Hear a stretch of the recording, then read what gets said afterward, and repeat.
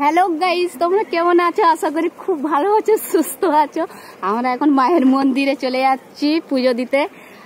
বাড়ির সবাই দেখো, দেখা হচ্ছে মন্দিরে। তারপর দেখো আমরা পৌঁছে গেছি ফল কাটবো। তো দেখো আমরা এসে দেখছি এই 2-3 জন বসে আছে, তারা আসেনি। তো আমরা ফার্স্ট এসেছি প্রথম। এখানে ফল কাটা হচ্ছে আর ওই পাশে হাঁড়ি চাপানো, যারা যারা হাঁড়ি নিয়ে এসেছে। এখানে দেখো নাম লেখা হচ্ছে। তারপর আমাদের ফল কাটা হয়ে গেছে, যে মায়ের মন্দিরে রেখে দিয়েছি ফল গামলাটা। তো আমরা বাড়ি চলে যাবো। বাড়ি থেকে আবার দেখো বন্ধুরা, আমরা বাড়ি থেকে ফেস্টেস হয়ে সাজুগুজু করে সব বাড়ির লোক সবাই চলে যাচ্ছি।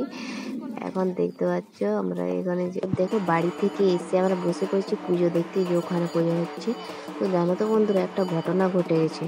তো মা আমাদের উপরে মনে হচ্ছে আমাদের পুজো নেবে না, তাই পাঁঠাটা দেখো কিছু মতেই থাকবে না, চলে যাচ্ছে। তা 5-6 জন মিলে ধরছে, তাও ধরতে পারছে না।